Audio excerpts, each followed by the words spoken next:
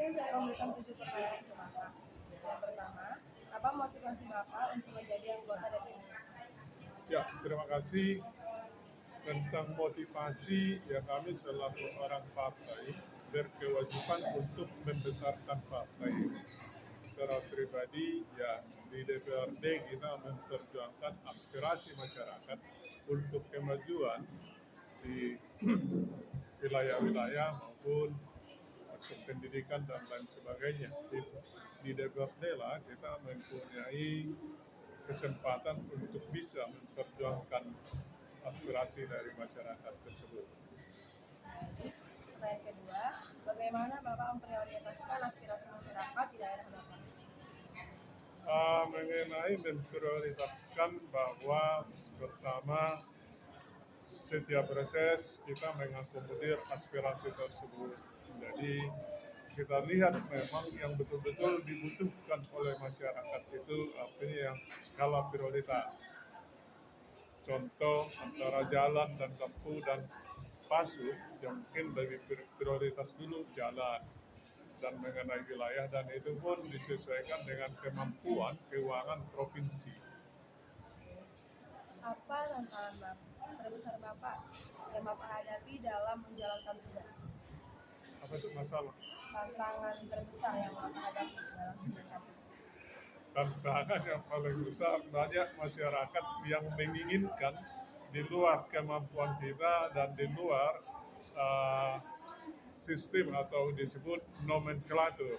Kadang-kadang masyarakat contoh meminta anaknya harus masuk sekolah ini, itu di luar ini kita. Padahal itu kan sudah sistem, sudah ada aturan bahwa zona kemarin itu dipakai. Baru sebelumnya lagi mengenai kualitas kemampuan nilai. Nah, itu pun diprotes buat zona ini yang sering menjadi kendala. Ya kendalanya adalah keinginan masyarakat itu kadang-kadang tanda kutip berlebihan dari atau tanda kutip melanggar dari aturan. Kalau anaknya dipaksakan ke SMA A contohnya, padahal jauh dari rumahnya, padahal sudah diatur mengenai zona. Ini kan kita jelaskan kadang nggak diterima. Ya itulah yang sering menjadi tantangan dan sulit buat kita ini. Kalau nggak ditanggapi, nggak dibilang sombong. Kira-kira begitu lah kesulitan yang kami alami. Selanjutnya, apa program-program Bapak yang memberikan dampak bagi masyarakat di daerah Bapak?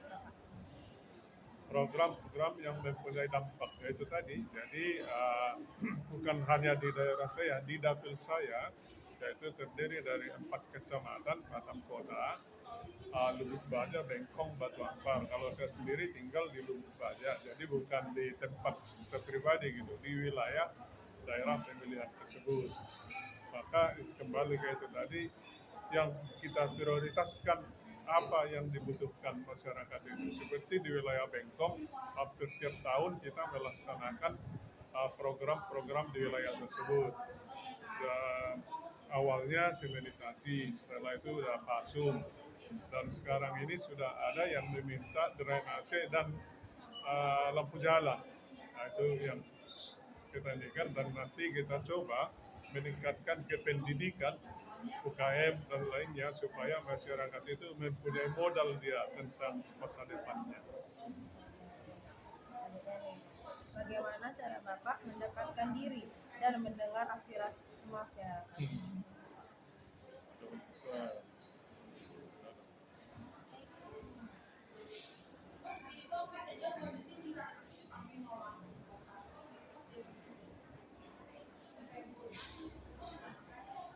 Bagaimana tadi mendekatkan diri dan mendengar aspirasi rakyat? Yaitu waktu reses kita mendengar dan mana yang bisa kita laksanakan akan kita perjuangkan, nah itu akan kita ikat. Dan sering aspirasi masyarakat ini kembali seperti yang tadi itu berlebihan lah. Yang saya maksud berlebihan, kami 2 hari lalu itu reses di daerah Bengkong Indah. mereka meminta jadi saya yang memperjuangkan itu diputihkan, mereka jadi legal di sana. Itu menurut saya sudah berlebihan.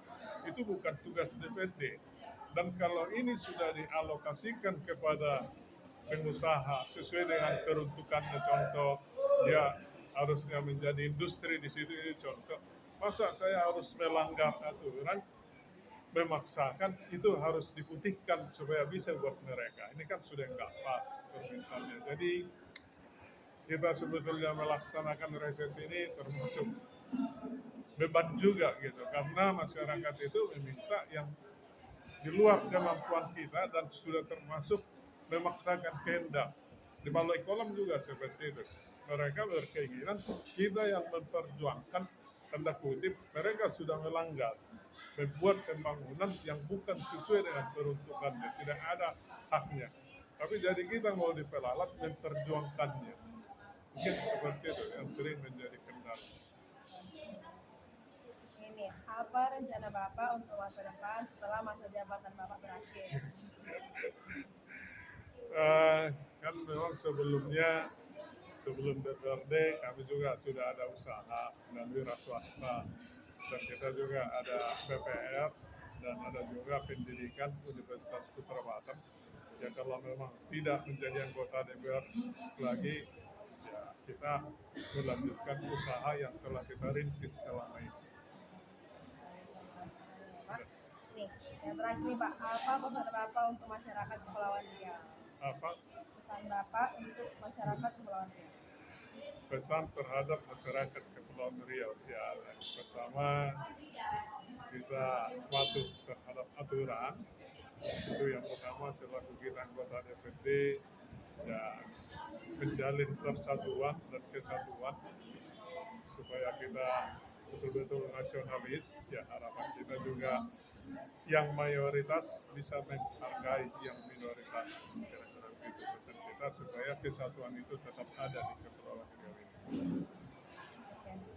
Oke, terima kasih. Ya, saya sampaikan terima kasih buat Bapak kesediaannya dalam acara ini. Oke, Ya, dari video ini ya sukses selalu ya.